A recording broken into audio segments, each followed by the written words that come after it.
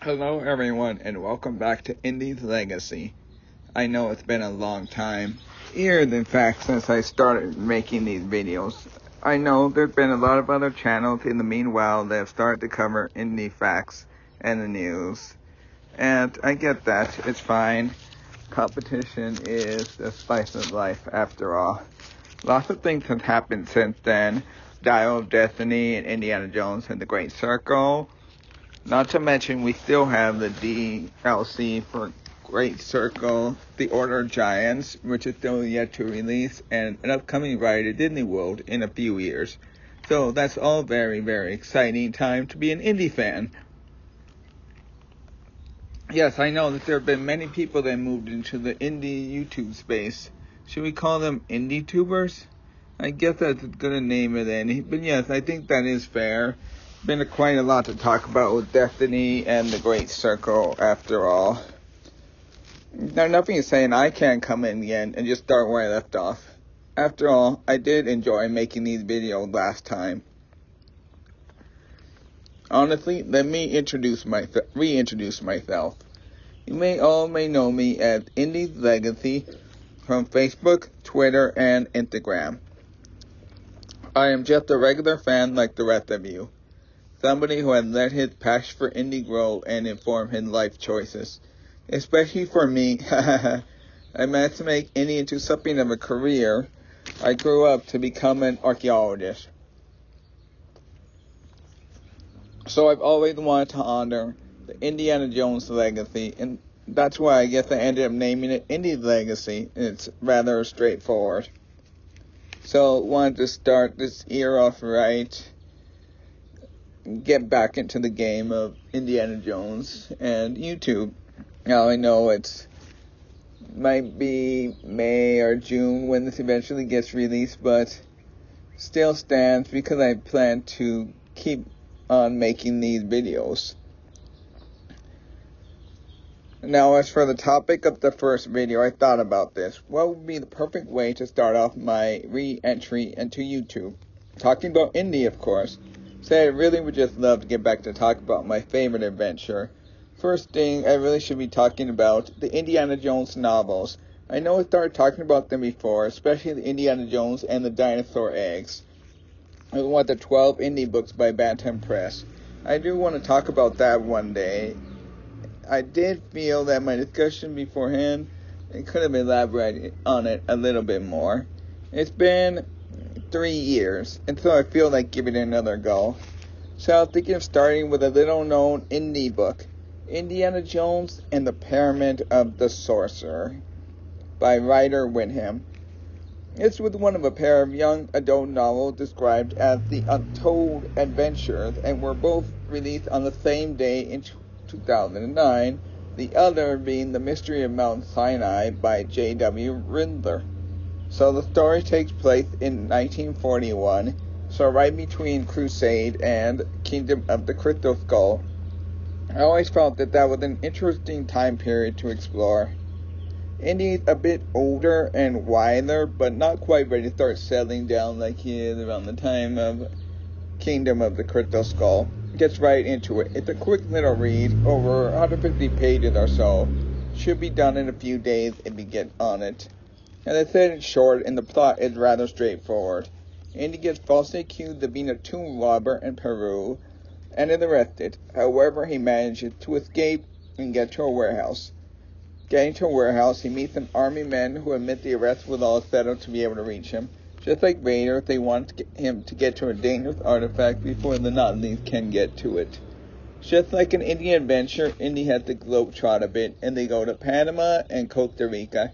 Indy fakes his death, and the Panama stops, so the pursuer is thrown off the trail.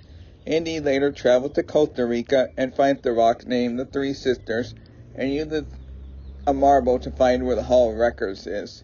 Evading the army, who are led by a Nazi spy, Indy managed to get to the site of Uxmal, where a spy turns out to be Major Nichols, one of the army guys. From the beginning, he takes the ball, and Indy managed to follow him to Uxmal, and at the Pyramid of the Sorcerer. Indy manages to stop the bad guy, save the day, psych out his opponent, claiming he saw his fate. Trying to avoid his fate, the spy runs into the chamber, but the orbs explode as he touches them.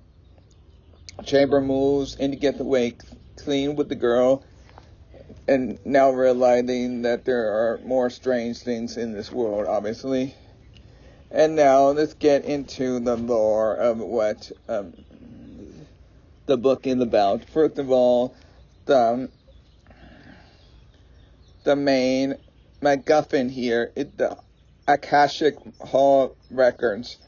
This was a chamber that could move its location, but was also capable of seeing the future as well. It was described as the mystical library of all knowledge and ideas in the universe. The hall had been, in terms of the novel, in Bimini and then Uxmal, Mexico. The Hall of Records is also not to be confused with the one in Indiana Jones and the Secret of the Sphinx, and shall talk about that book later. The Hall of Records was found in context of the novel via the archaeologist Reginald Brooksbank, who found it via an underground cabin from a dream.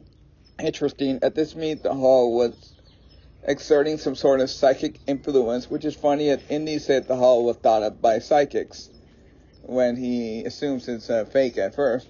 In fact, in the book, he mentioned their difficulty finding any records for the hall from further than 4 decades ago, around the turn of the century, and this is one of the reasons Indy automatically assumes the hall is a fake. Interestingly enough, they also mentioned that the Hall of Records can be accessed by psychics going into a trance to a spiritual plane. Anyway, in Bimini, the hall was found via a dream, which led him to a cave, had an enormous chamber with a smooth rock floor and columns of light.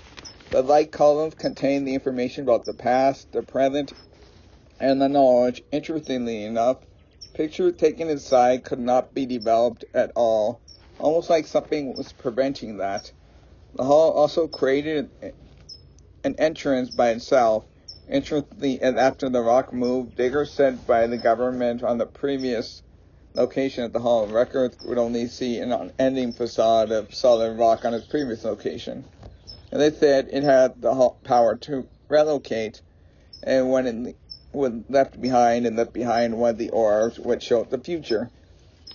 And this ball orb shows Indy and the government agents a vision of Atlantis. Indy sees a recording by the professor that convinces him that the man tells the hall told him how he got the scar on his chin, which he never told anyone. Remember from the opening of The Last Crusade when young Indy gets chased by the grave robbers?